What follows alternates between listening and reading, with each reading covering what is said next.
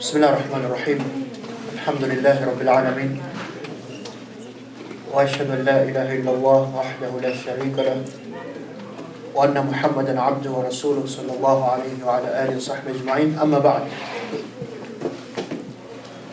So that was the end of the 5th year of Hijrah. Like we mentioned, the Battle of Ahzab,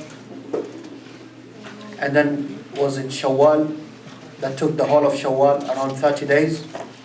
And then Banu Qurayza, which took around another 15 or something days, which brought us to Dhul Qa'd and then Dhul Hijjah.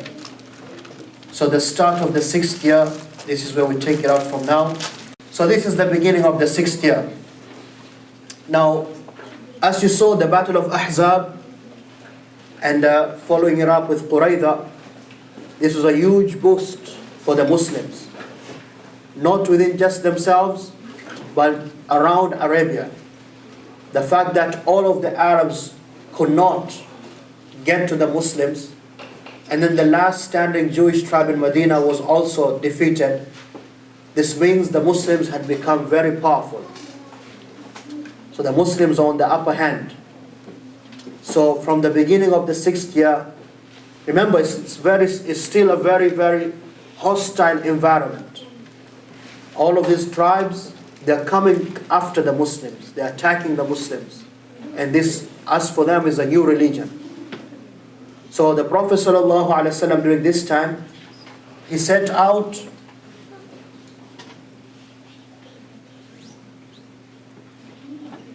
to go after some of the tribes which was still bothering the Muslims. He set out to go after the tribes which are still bothering the Muslims. So this is what happened in the beginning, and I don't think there's a lot or great benefit for us to discuss any of those in detail. Okay, so I'm just going to mention the ones which are the most important ones,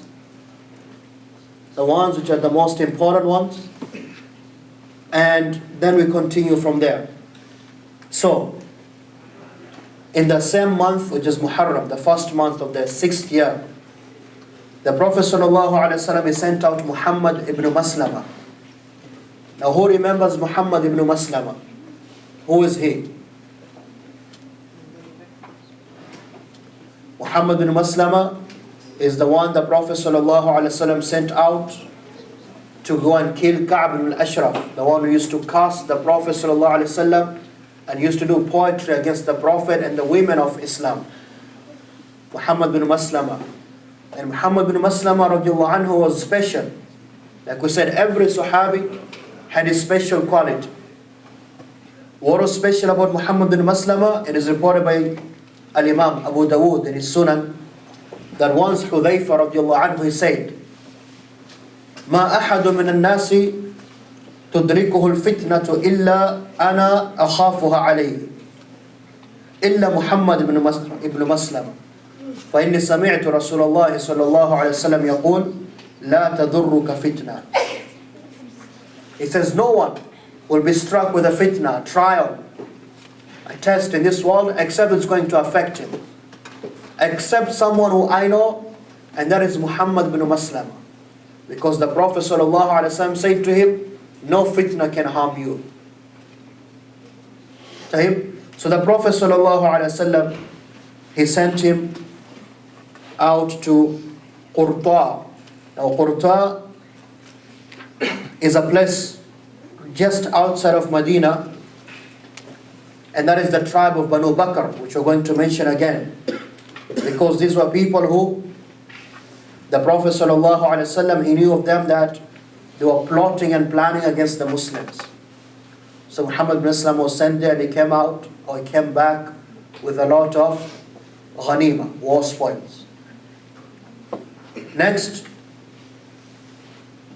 was the expedition to Banu Lihyan. Now Banu Lihyan, if you remember from the Adl and the Qara, that the people who betrayed Khubayb ibn Adi, we mentioned the story of Khubayb ibn Adi radiallahu anhu, in the day of al-Rajia. So the Prophet ﷺ he sent out to them after the Quraysh had been diffused in the Battle of Ahzab. He sent out to them a small army of 200 men to go after the blood of those who they killed, Khubayb ibn Ali radiallahu anhu and his people.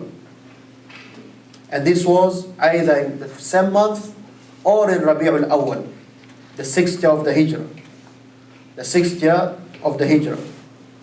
And this battle or this expedition, the Prophet ﷺ, he himself went out.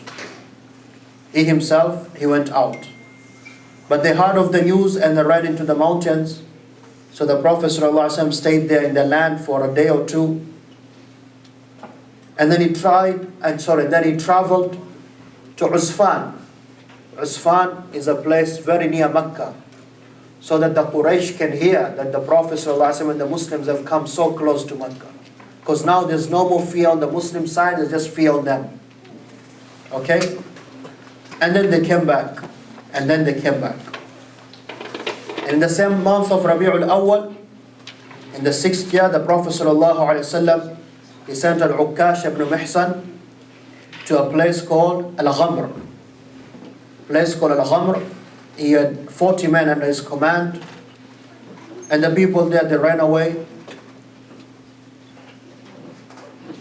And he came back with some war spoils also. And then he sent out again Muhammad bin Maslama in the same month, in the following month, Rabi'ul Akhar, to Dhil Qissa, which is close to Medina. And this was Muhammad bin Maslama and 10 people with him to the tribe of Tha'laba ibn Ghatafan, and he came back again with some war spoils, even though Muhammad bin Maslama was injured in this expedition. So in the same month, the Prophet ﷺ sent out Abu Ubaidah ibn al-Jarrah radiallahu anhu to the same people who injured Muhammad bin Maslama, and one of his soldiers was killed. And those people, they ran away and they came back with a lot of war spoils again. And then after that, the Prophet ﷺ, he sent Zayd ibn Haritha to Banu Sulaym in a place called Jammu, which is on the way to Mecca. And then after that, in Jumad al-Ula, he sent out Zayd ibn Haritha again to Al-Is, to the place called Al-Is. Now, this was an army of 700 men. Now this is a significant one, we're going to share some details on it.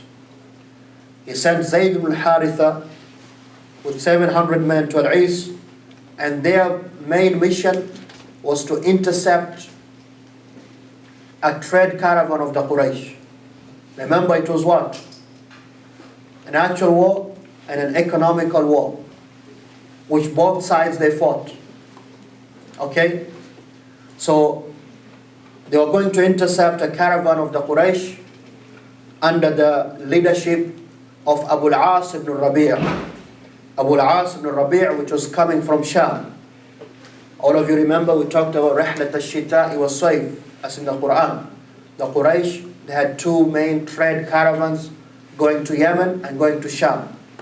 That is the business the Meccans they used to do.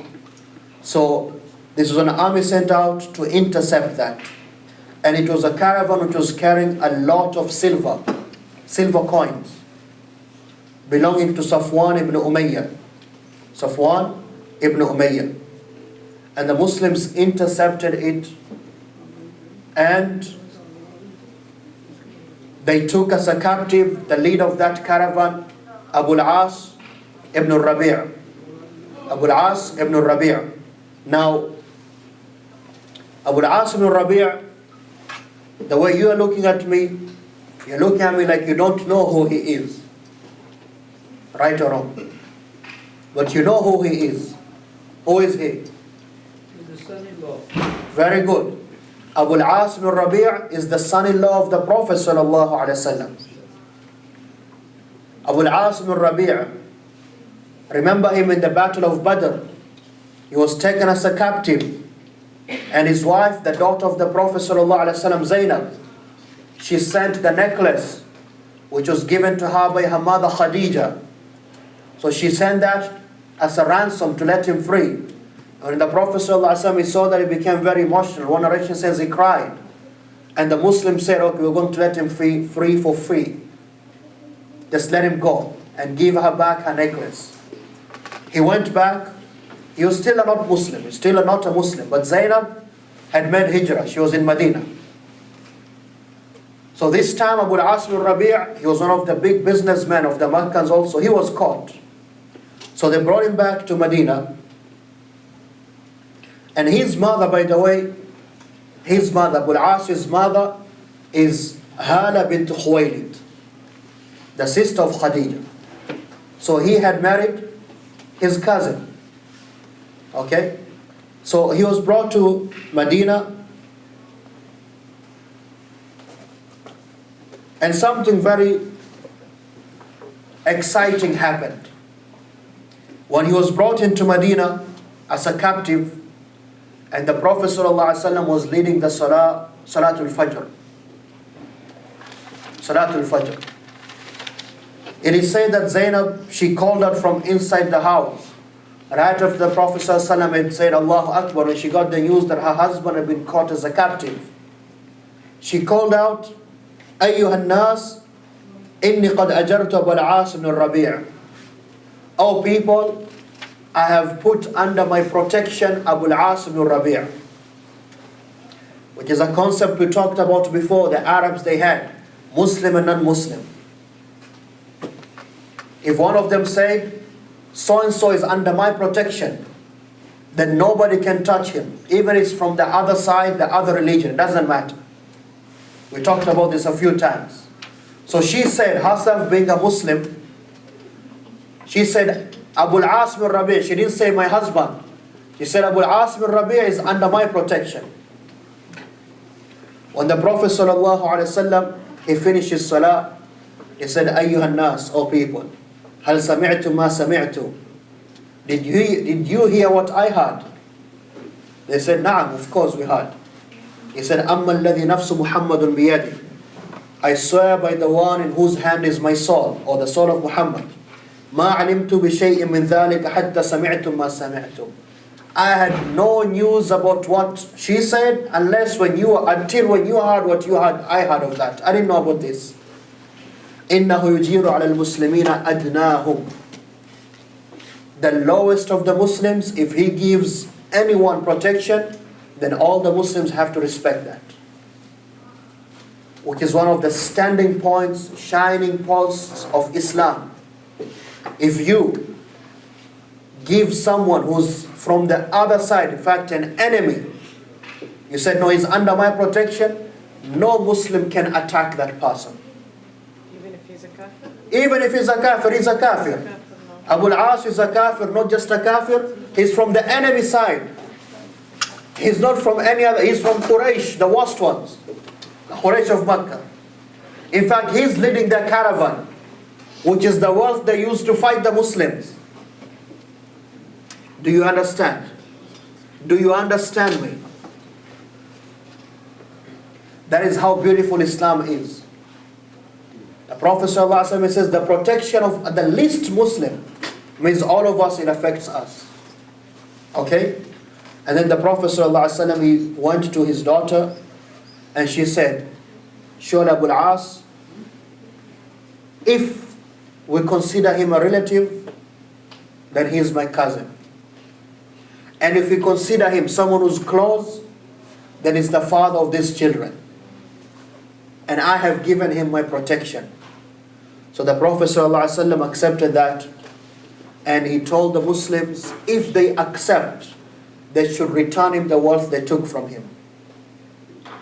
So he sent a message to those people, and he said, you know who this man is, and you have captured him and his wealth, which is rightful. So if you want to do something good, return to him his wealth, because I would love to do that. Look, the Prophet ﷺ did not command them. He did not command them. Why? Because that is their right. They captured him, that is their wealth, is their right. He said, if you want to do that, I'd love for you to do that. Okay? وَإِنْ أَبَيْتُمْ, and if you refuse, فَهُوَ فَيْءُ اللَّهِ الَّذِي أَفَاءَ عَلَيْكُمْ. If you refuse, then it is the fay, the war spoils Allah has given you for free. فَأَنْتُمْ أَحَقُّ بِهِ, you deserve it. At the end of the day, remember, this is the wealth they took from the Muslims when the Muslims were escaping Mecca because they're trying to kill them. So they said, Ya Rasulullah, O Messenger of Allah, بَلْ نَرُدُّهُ عَلَيْهِ, we rather will return the wealth back to him. So they returned back to him. Even the rope which you used to tie the camel with, to hold it, they returned everything to him. They did not take anything from him. And Abu al-As, when he saw that, he was really affected. And of course he took his wealth and went back to Mecca. When he went back to Mecca, he gave the Quraysh, everyone who deserved the rightful money. This is your money, this is your profit, your profit, your profit, your profit. Once he had done that, he said, Ya ma'ashara Quraysh, O people of Quraysh, is there anything left which you can claim from me? They said, no, there's nothing left which you can claim from you. Have you taken all of your wealth? They said, yes, everything, due right. And they said, فَجَزَاكَ اللَّهُ خَيْرًا, may Allah reward you with good.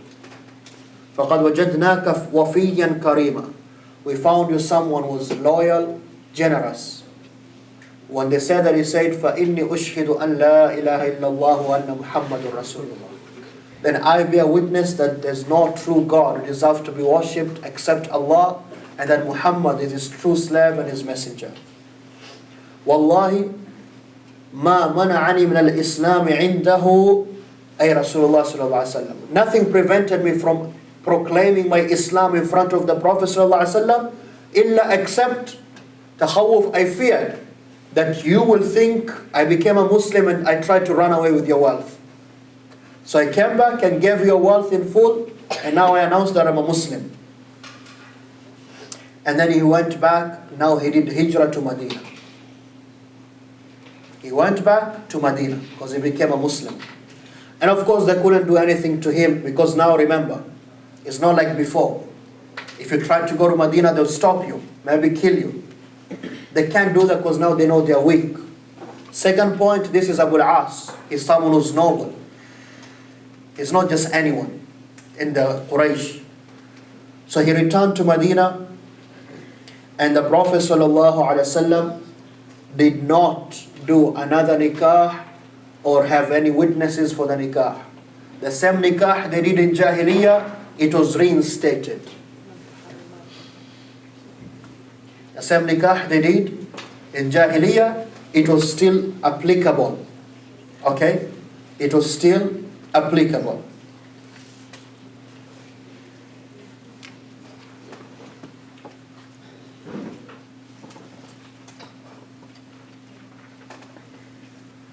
We'll mention something about Abu al-As bin Rabi'. The Prophet sallallahu alaihi wasallam,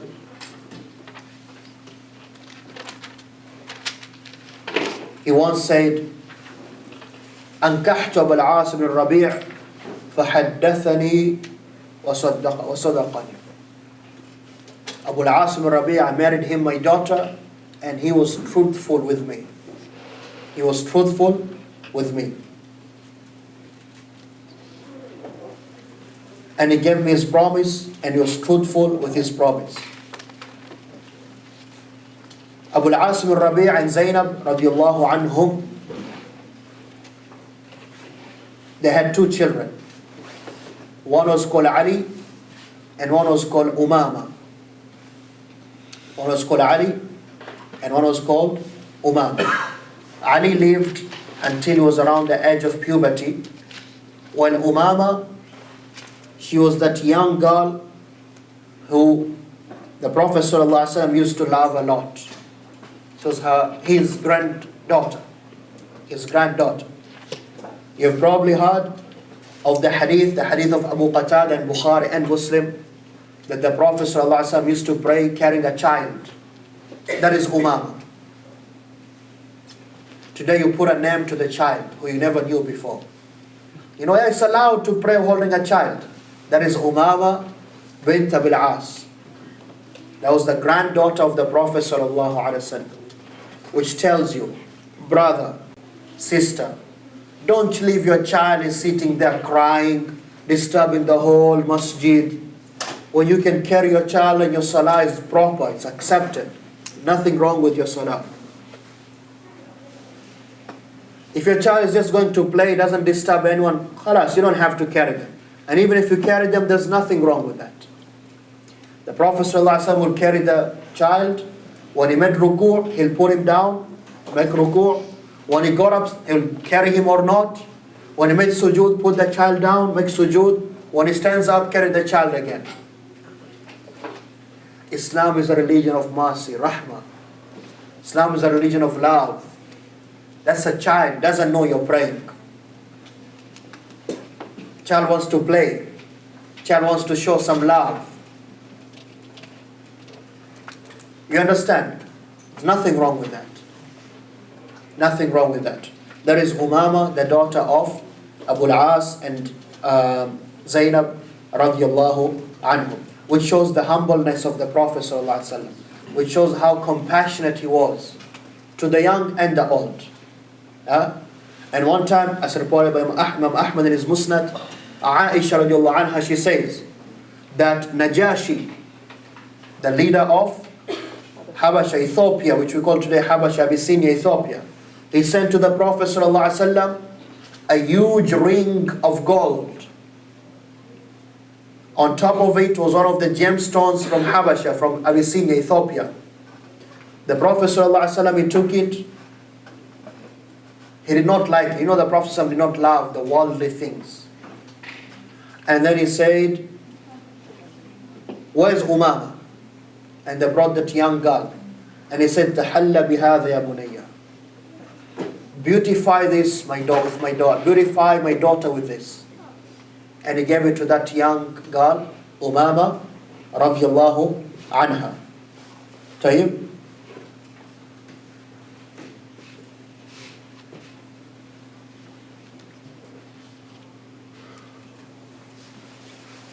And one time the Prophet ﷺ, he was shocked when he was called by Zainab, and she said, my girl is dying. And the Prophet ﷺ, he went there and he found that the girl was not yet dead. And he said to her, everything belongs to Allah. Everything belongs to Allah. Long story short. And Umama radiallahu anhu, she lived after the Prophet sallallahu alaihi wasallam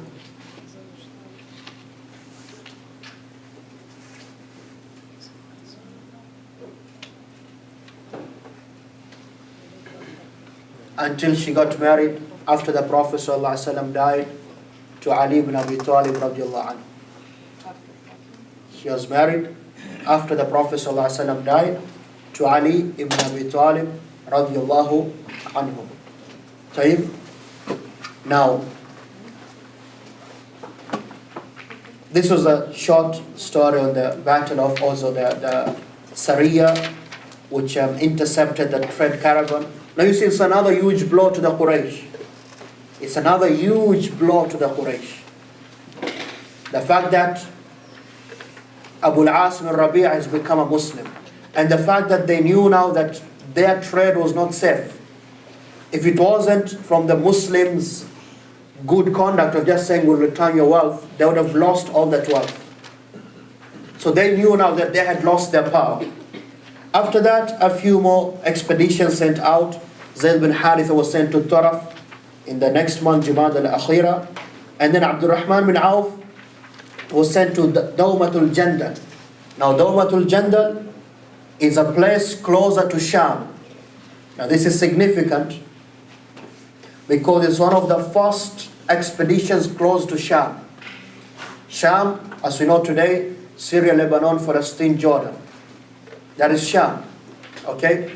And Sham, even to present day Saudi Arabia, all of that was called Sham. It was all under the Byzantines, the Romans. It was all under the Romans. This was the first of the many Muslims expeditions to go that side now. To go that side. In Sha'ban of the 6th year, the Prophet ﷺ, he told Abdurrahman, get ready with an army tomorrow. I'm going to send you somewhere. Abdurrahman ibn Auf radiallahu anhu, he came the next day, and the Prophet ﷺ, he made him sit in front of him, and he tied the turban on him, the amama. The Prophet ﷺ tied the amama on Abdurrahman to him, and then he gave him the banner, the flag, and then he said, خُذْهُ بِسْمِ اللَّهِ وَبَرَكَاتِهِ. Take it by the name of Allah and His blessing. And then he said, أُخْذُ بِسْمِ اللَّهِ. Go and fight by the name of Allah, وَفِي سَبِيلِ اللَّهِ, in the cause of Allah. فَقَاتِلْ مَنْ كَفَرَ بِاللَّهِ. Go and fight those who have disbelieved in Allah. وَلَا تُخَلُّوا. Do not steal or cheat. وَلَا تَغْدِرْ. Do not be treacherous. وَلَا تَقْتُلْ وَلِيدًا. Don't kill a child. The Islamic conduct of war. And then he told him to go to Banu Kalb in Dawmatul Jandal and call them to Islam. This is the Muslim way, code of war. You don't just go to fight, call them to Islam. If they accept Islam, then ask them so that you can marry the daughter of their leader. And Abdurrahman bin Auf, he went there with an army of 700 men. He sat there, or he stayed there for 3 days, and they accepted Islam. They were Christians before. The leader became Muslim. Al-Asbagh ibn Amr, he became Muslim. And so, as you know what was back then, if the leader becomes Muslim, the people follow. So most of them became Muslim. And Abdurrahman bin Auf, he asked him what the Prophet ﷺ told him to ask. So he, Al-Asbagh radiallahu anhu, he got him married to his daughter. He got him married to his daughter, who was called Tumadir bint al-Asbagh. And they went back to Medina, and that is when Abu Salama ibn Abdurrahman was born. Now, I know many of you don't know Abu Salama ibn Abdurrahman, but Abu Salama ibn Abdurrahman, if ever inshallah one day you're going to study hadith, that is one of the most prominent names you'll come across. Abu Salama ibn Abdurrahman, Abu Salama ibn Abdurrahman. Okay? He learned a lot from the Sahaba, including Aisha radiallahu anha. And then the Prophet sallallahu alaihi wasallam in Sha'ban of the 6th year, he sent Ali ibn Abi Talib to the place called Fadak in an army of 100 men to Banu Bakr. And he went there, and then he came back. And then he sent Abdullah ibn Atiq on another mission, which we're going to discuss. Abdullah ibn Atiq radiallahu anhu, he was sent to kill Salam ibn Abi Huqayq. You remember this name? Salam ibn Abi Huqayq was one of the leaders of Banu Nadir, together with Huyay ibn Akhtab of the Jews. And they ran away, and then they instigated Qurayza to betray the Prophet sallallahu alaihi wasallam. Huyay was killed, but Salam, he was saved. So the Prophet ﷺ sent an army under Abdullah bin Atiq to go after Salam ibn Abi Huqayq, this mischief maker, corrupter, criminal. Okay? And this was in Ramadan, the 6th year. Ramadan, the 6th year. Salam ibn Abi Huqayq is one of the people who called the Ahzab to come and fight against the Muslims. He is the one who told the Quraysh, come and attack the Muslims in Medina. So,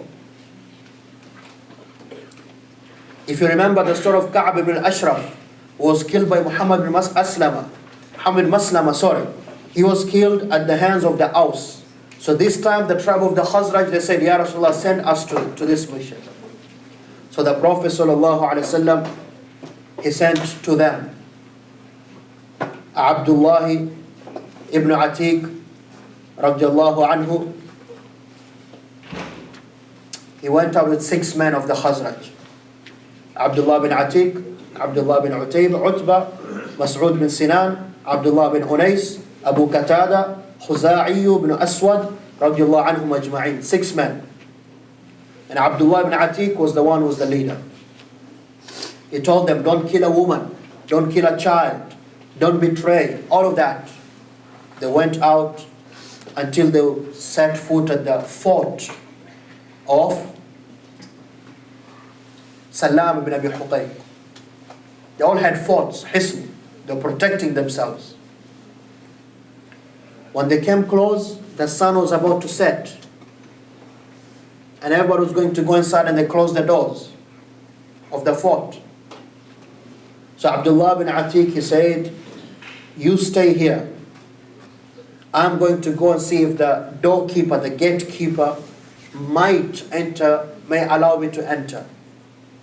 So he went close to the door, and then he covered his face, and he acted as if he was urinating, he was peeing. And the doorkeeper, the gatekeeper, shouted out at him, "Oh you, I'm about to close the door, you coming in or not?" He didn't know that this was not a Jewish man, or it was just a Muslim who came actually. So he said, I covered my head and said, no, I'm coming in. And I entered in. And I hid myself until they closed all the doors. Once they closed the doors, I saw where he kept the keys. When he left, I went and took the keys. And Salam ibn Abi Huqayq, this criminal, because he was the leader, people used to go to his house to chill, to relax, to talk. You know, like you go to Tim Hortons today after Isha. Same thing. They used to go to his house to sit there and talk. So he said, I just sat there watching. People went to his house, they sat, they talked, until they all started leaving. And I entered the house secretly. And every time I open a door, I would close it from inside and lock it. I open another door, I close it from inside and lock it so that nobody can go out. Until I reached the last door.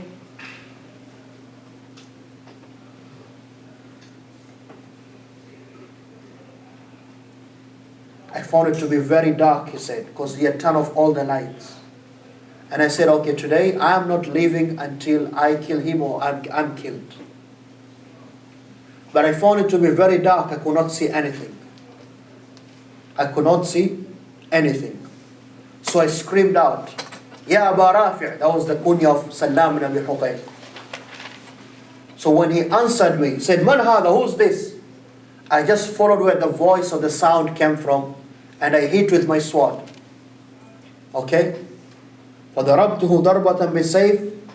Well, I don't know. I hit him with the sword, but I don't know who I'm hitting. I don't know. It was completely dark. But it did not help anything, and he screamed. He said, there's someone in the house. So I ran, not very far, and then I hid again, in the darkness. In the darkness. And then I came out and I changed my voice as if I'm someone who came to help him. And I said, who's in the house? Who's in the house? And he said, oh, there's someone here who hit me with the sword. And then I knew where exactly he was. So I went on him and struck him with my sword until I killed him. By this time though, I saw the lights were starting to turn on. And I knew that people are going to come now. So I started to run. When I was running, there were stairs. When I was going down the stairs, I fell. And I broke my shin or my leg until I could see my bone. But I said, today I will never be caught. So I took out my turban, my amama, and I tied my leg. And I started walking to the best of my ability until the last door. And I opened it, and my friends were waiting there for me. And my friends were waiting there for me. And I said, Allahu Akbar, alhamdulillah, I killed him, and we ran to the Prophet sallallahu alaihi wasallam. When we got to the Prophet sallallahu alaihi wasallam, I said, An-Najah, Allah has killed Salam ibn Abi Huqayq. So the Prophet sallallahu alaihi wasallam said, stretch your leg out for me. When I stretched my leg, he spat on it, and then he touched my leg, and I have never complained about my leg until today. And that is Abdullah ibn Atiq radiallahu anhu, and the assassination of Salam ibn Abi Huqayq, who was a criminal, perennial criminal in fact, many times, killed many Muslims. After that,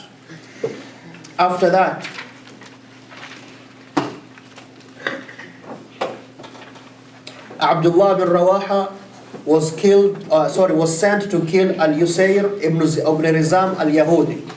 This is a man who wanted to revenge Abu Salam ibn Abi Huqayq, and Abdullah ibn Rabah was sent to him and he finished him off. After that though, and today we might finish with this story, was the Sariyah, the expedition of Al-Khabat. Al-Khabat. Al-Khabat are the leaves which fall off. You live in Canada. Fall just ended. Right? What happens in fall? The leaves come down. The leaves which come down are called Khabat. Okay? The Prophet ﷺ, he sent out an army of 300 men under the leadership of Abu Ubaidah ibn al-Jarrah radiallahu anhu. An army of the Muhajirin and the Ansar, and under him was Umar and others. He sent them out to go and spy or possibly intercept a caravan of the Quraysh, another one. But this was close to the what? To the sea line or the shore. Close to the shoreline. And the Prophet ﷺ gave them a whole basket of dates, and that's all he could find. By the time they reached, or before they reached their destination, most of their dates had been gone. So Abu Ubaidah, being the leader, he used to give them one date at a time. And he used to tell them everyone should just suck on the date and drink water on it. Remember, the Muslims were very poor. And that's all they did. For the whole day, that's the only food they'll get. One date. Just suck on it and drink water on it. Khalas. It's enough to keep you alive.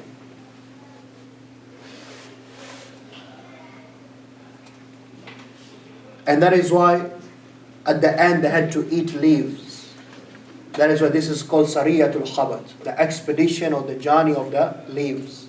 Because at the end they had to take the leaves, put them in water to make them a bit soft, and they had to eat leaves. That is how tough it was for them. That is how tough it was for them. Okay? Until their mouths were bruised. If you eat leaves, you know what's going to happen to you. Okay? Their mouths and their jaws, whatever, were bruised. Okay? And they were there for almost half a month doing that. Jabir radiallahu anhu, he said, we were there for half a month and all we would eat was leaves. When Qais ibn Sa'd ibn Ubadah, the son of Sa'd ibn Ubadah, when he saw that, he went to the following tribe which was there.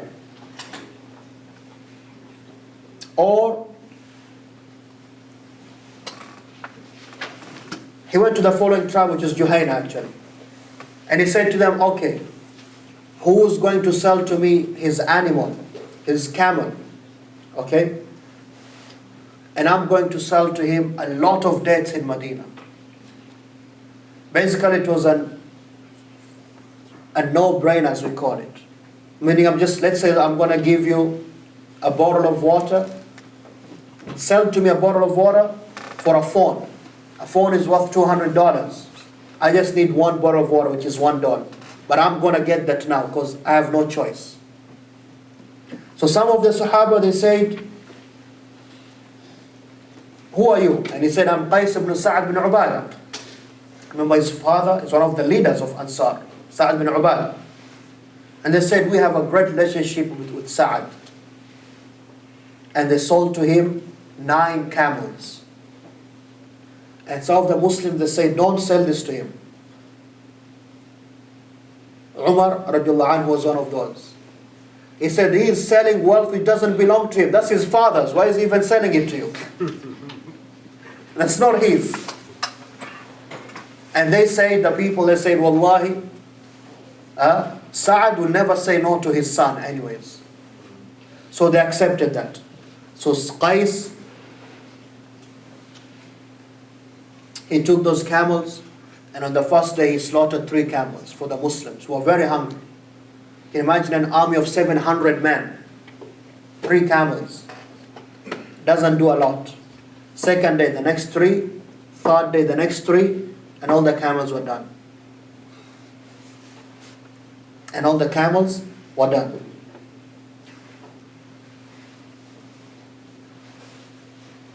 Then they reached the actual Sahil now, the ocean coast or the sea shore. When they reached there, this is now reported in Sahih Bukhari by Jabir ibn Abdullah radiallahu anhu. He said, we saw there something like a huge hill or a mountain.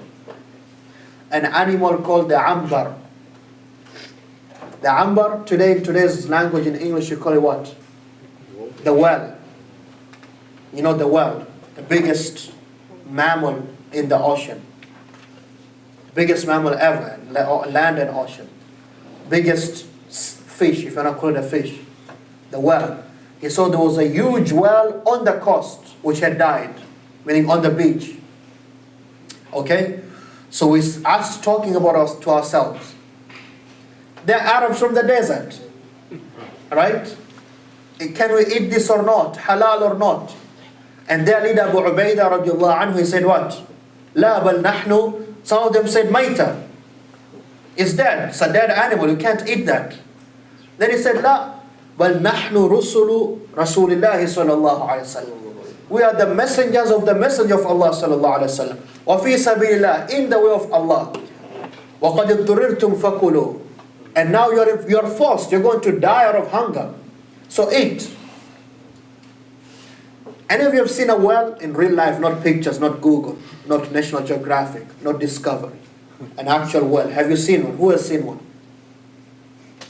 You have seen one? Where? When I traveled to close to South America. Close to South America. Where did you see one? I've seen one in Newfoundland area. In Newfoundland you can see whales. A whale is huge. Yani if we, sisters, brothers, if you brought a whale here, this ceiling is too low for a whale. That's how big it is. It can't fit here. طيب? Now listen to what Jabir says. He says, فَأَقَامُوا عَلَيْهِ ثَمَانِيَ عَشَرَ لَيْلًا يَأْكُلُونَ مِنْهُ. They ate that well, from that well for 18 days. حَتَّى سَمِنُوا, until they became fat. وَصَحَّتْ أَجْسَامُهُمْ, and their bodies became healthy again after eating leaves for 15 days, remember. Okay? قال Jabir said, رأيتنا, you should have seen us. نغترف من وقب عينيه الدهن بالقلال. You should have seen us. We were taking from the eye socket, meaning the eye of that well, okay, fat, which we used, using buckets, okay. وَنَقْتَتِعُ مِنْهُ الْفِدَرَ بِقَدْرِ الثَّوْرِ. And we used to cut off steak from it as huge as a camel. One steak piece, as huge as a camel. Okay? وَلَقَدْ أَخَذَ مِنَّا أَبُو عُبَيْدَةَ 13 رَجُلًا. And Abu Ubaidah, our leader, once, remember they're just sitting there waiting for the caravan. Okay? Boys will be boys. He said he took 13 men. Abu Ubaidah took 13 men. And he made them sit in the eye socket. This is your eye socket. Okay? 13 men could sit on that bone. That's how huge the eye was. There's 1, 2, 3, 4, 5, 6, 7 of you sitting with these 3 tables. 13 of you. That's just the eye bone. Okay? وَأَخَذَ بِلْعًا مِنْ أَضْلَاعِهِ فَنَسَبَهُ. And he took one of the ribs. Remember the taking of all the flesh. So now you can see the skeleton, the rib. He took one of the ribs of that well and he put it standing in a vertical format. ثُمَّ نَظَرَ إِلَىٰ أَطْوَلِ بَعِيرٍ. Then he looked for the tallest camel we had in our army. فَجَعَلَ عَلَيْهِ أَطْوَلُ رَجُلٍ. And he put on it the most tall man, the tallest man, on the tallest camel, who was Qais bin Sa'd bin Ubadah, by the way. He was the tallest man. And he rod could not even touch that rib. That's how huge it was. And we took from that meat until the day we went back to the Prophet ﷺ. We actually said we salted it. That's how you preserve fish or meat, as you know. We salted it and made it dry in the sun. And we got back to Medina and we told the Prophet ﷺ about it. And he said, هُوَ رِزْقٌ أَخْرَجَهُ اللَّهُ لَكُمْ. It is rizq, provision Allah gave you.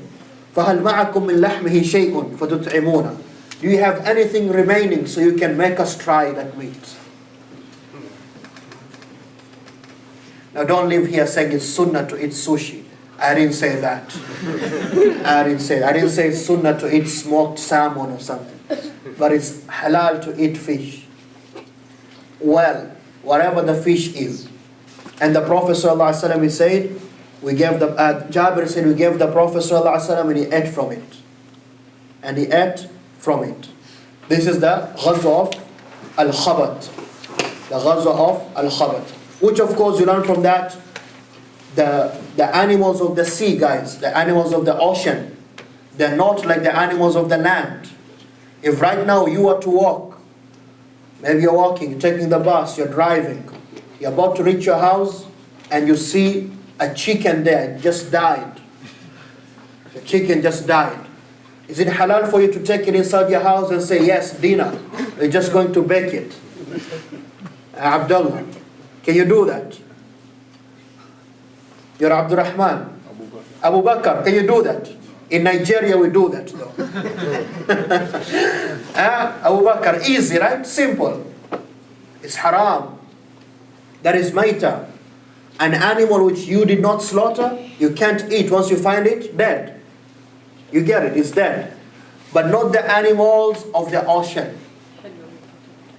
Okay, the ocean, even if you find the fish outside the ocean, on the beach, if it's a fish, whale, shrimp, lobster, whatever you can eat, which is halal from the ocean, that's not going to kill you. It is halal, you don't have to fish it yourself. You get it?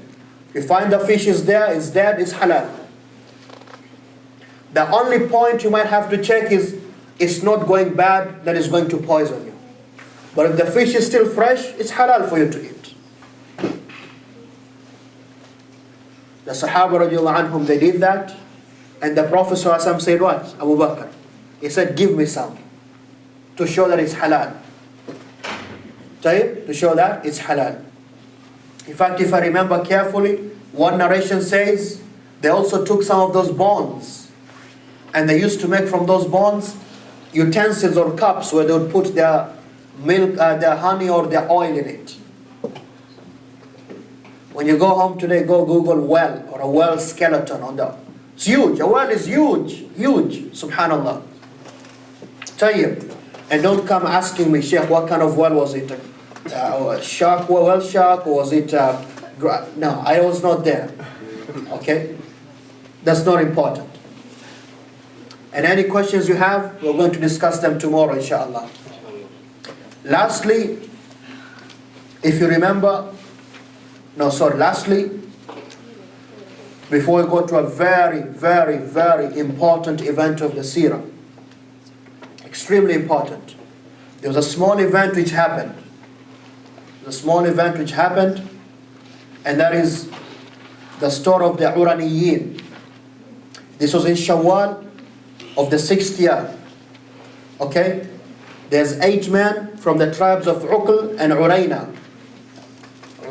That's what they call Uraniyin. They came to Medina and they told the Prophet ﷺ, we've accepted Islam. And they gave him the bay'ah of Islam, the pledge of allegiance. But then they became sick and their bodies became weak. And they came to the Prophet ﷺ to complain, and the Prophet ﷺ said, you should go out of Medina. Remember, even when the Muslims came to Medina, they all became sick. And the Prophet ﷺ made dua for Allah to remove the sickness from Medina. Okay? If you missed those parts, guys, go and re-watch, revisit the Seerah which you have missed. So when they came, the Prophet ﷺ, he said, why don't you go out with the shepherd, the people who take care of the sheep and the camels, outside of Medina, and you can drink from the milk and the urine of the camel. You can drink from the milk and the urine of the camel. Some of you are making those faces. Some of you know what I'm talking about. It has been proven scientifically today. You as a Muslim, you don't need scientific proving. The Prophet ﷺ told you it's secure, trust me, it's secure. The milk and the urine of the camel is a cure. Tested, proven. He told them, go out so you can stay with the shepherds out of Medina and you can drink from the milk and the urine. And Allah might cure you, inshallah. They went out, and even though this was the camels of sadaqah, meaning zakah, you have to know something, guys. When you give the zakah of the camel, they're collected and there's someone who's in charge of taking care of them until they're given to the poor people. Okay? Normally, those camels are not anyone's property, and nobody should take anything from them. But these are people who are sick. The Prophet ﷺ gave them an exception. So they went there and they stayed with those shepherds, drinking from the milk and the urine of the camel until they became very healthy again, and then their true colors showed. They were not Muslims. They were just acting. And they went back to their kufr, and they took one of the two shepherds and they killed him. They didn't just kill him, they cut his body, they mutilated his body, his nose, his ears, and then they pierced his eyes out. They pierced his eyes out, and then they took the camels with them. And one of the shepherds, he survived. They killed one. The other one, he ran, and he came to the Prophet ﷺ and informed him. When he informed him, the Prophet ﷺ, right away he sent out 20 men on horses to go chase them, under the leadership of Qurz ibn Jabir radiallahu anhu. And he made dua against this Uraniyin. He said, Allahumma a'im alayhim at-tariq. Oh Allah, make them blind of the way, make them not find the way out. وَاجْعَلْهُ عَلَيْهِمْ أَضْيَقَ مِنْ مَسْكِ جَمَلٍ. And make it more constricted than the skin of a camel. And that is what happened. Allah blinded them from the path, from the way. They did not go where they did not know where they were going. They just went in circles until they were caught by Qurz and the army who the Prophet ﷺ sent out. When they were brought, the Prophet ﷺ, he ordered on them al-qisas, equal payment, justice. So he said, their hands should be cut and their legs. Right hand, left leg, or left leg, right hand. Okay? And their eyes should be pierced out just like they did to those Muslims. And then he said, let them go then. And they just wandered in the desert until they died like that. Jaza'an wifaqa. An equal reward for their sins, for their crimes. Okay? An equal reward for their crimes. And these are the people who Allah revealed about them. Surah Al-Ma'idah, verse number 33.